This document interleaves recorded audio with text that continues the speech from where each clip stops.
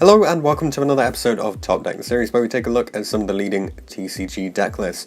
This time we have Tom Lockett's 12th place deck list from the Huddersfield regional that happened a couple of weekends ago. So he was playing a 60 card Dino Sworn with an interesting Stall engine in here as well. So some cool stuff to get through. We'll start off with the deck list as per usual, then I'll run through the matchups quickly and bring on Tom to have a chat about the deck itself. So kicking things off here, we have double Ultimate Conductor Tyranno, one Doggeran, triple Coatless, one Giant Rex, triple Overraptor here, which we haven't seen in the 60 card builds before, triple Snow, one Trick Clown, one Damage Juggler, one Spirit Master, 1000 Blades, one Hat Tricker, double Solitaire, double Mizuki, and one Unizombie. Then triple Lone Fire Blossom, triple Ophrys Scorpio, one Cobra, one Shadow Beast, one Dragon, and one Hedgehog. Then for the hand traps, triple Ash Blossom, double Droll and Lockbird is a bit interesting, normally we see a Ghost Ogre in here, and one Garnet. And then for the spells, one Grass, triple double Evolution Pill, triple Shadow Fusion, triple Fossil Dig to get to your Overraptor a little bit more rapidly, and also to put a card in the grave to make Snow live a bit quicker, one Soul Charge, double Goldsock, one Foolish, one Monster Reborn, triple Left Arm, and obviously triple Brilliant Fusion. For the extra deck, there's one Shekhanaga, one Seraphonite, and one Winder in here.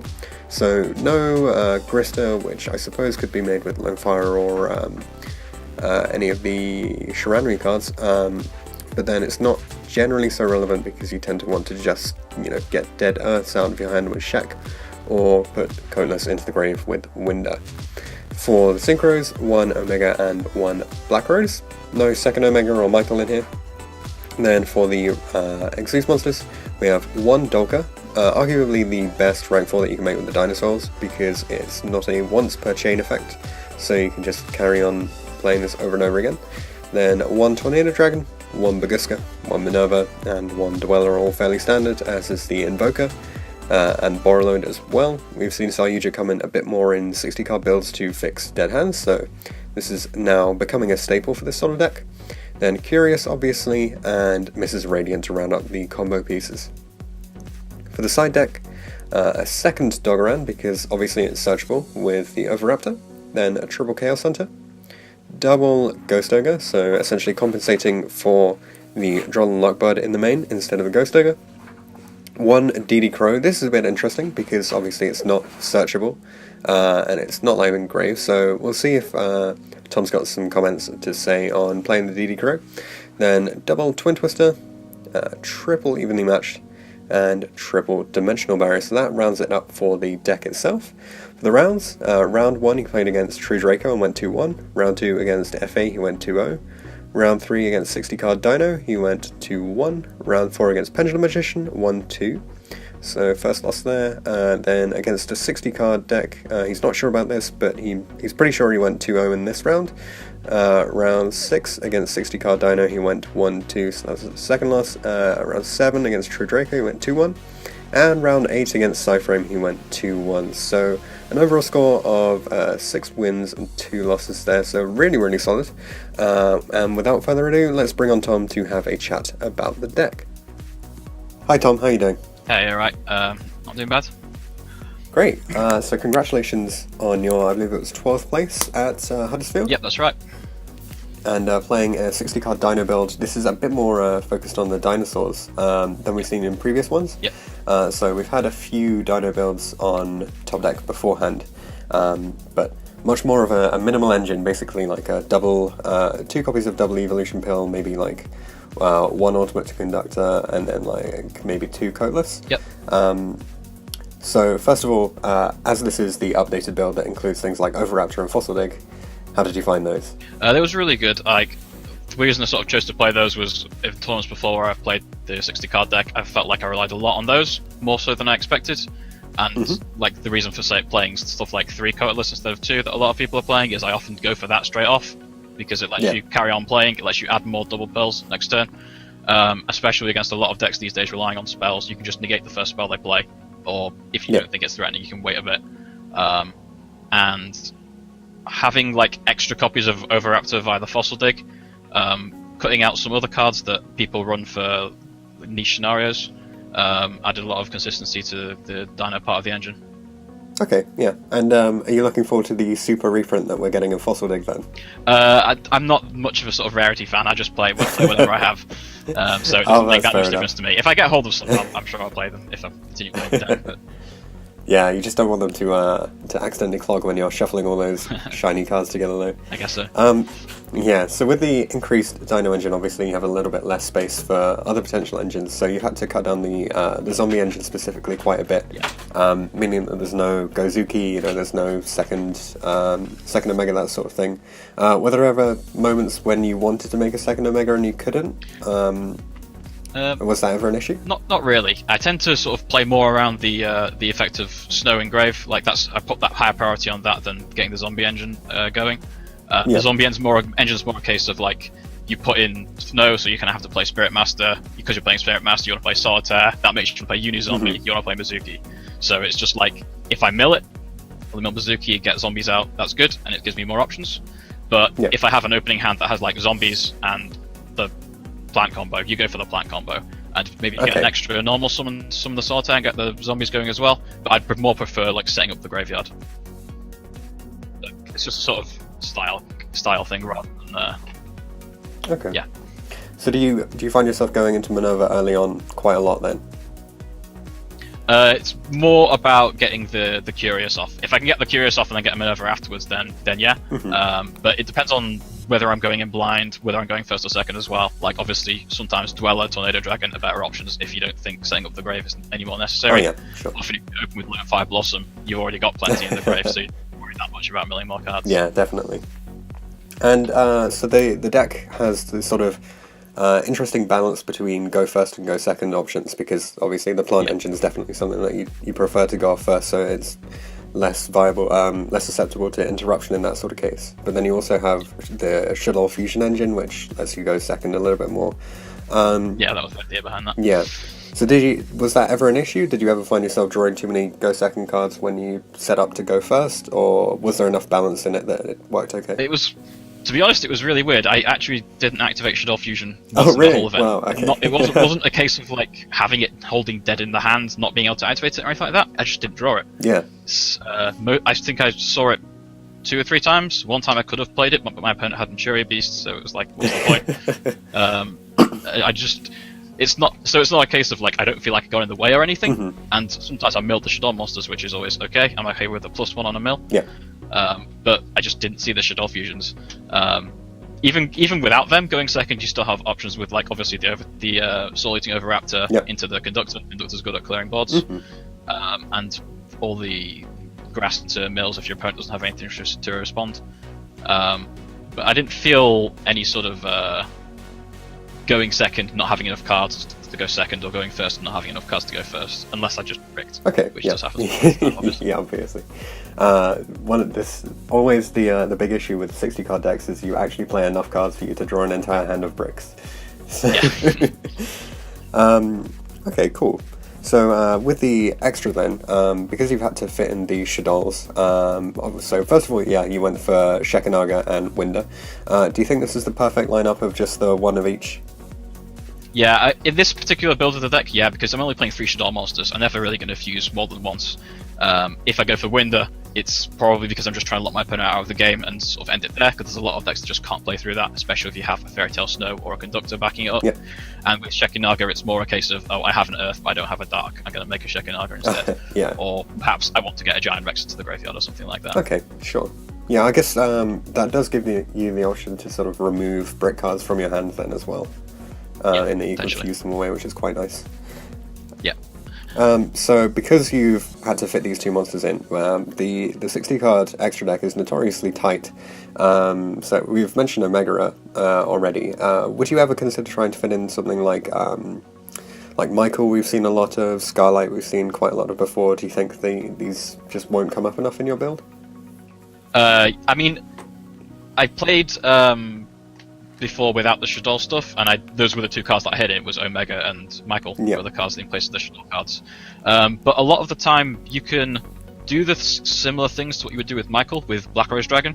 people don't think about the fact that it has a second effect. That you Ah, can yeah. an opponent's monster face up attack 0, and you do run plants in this deck, so you can use that effect. And because you have Fairy Tale Snow, if your opponent has like a big monster, you flip it down with Snow, Yep. then you flip it with a macro removal aspect of Michael. Yeah, that's really cool. Sometimes get in the way a lot. Just sometimes like I wish I had it.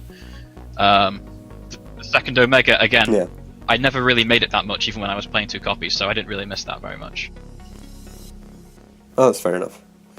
So yeah, I think the rest of the extra deck is pretty standard, apart from obviously, you know, you've got Dolgrin because you have the dinosaur engine available to you, so it's probably the best option. Yeah, I right? think so. It was either Dogger or Lagia. I feel like monsters are stronger than spells and traps.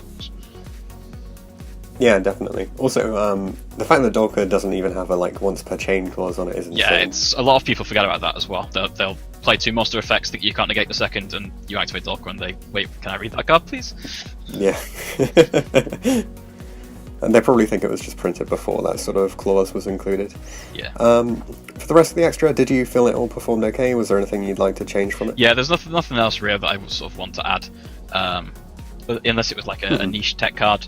I think the rank 4 lineup, the only thing you might add extra is Utopia the Lightning, but that's 2 cards rather than 1, so it's kind of hard to fit it in.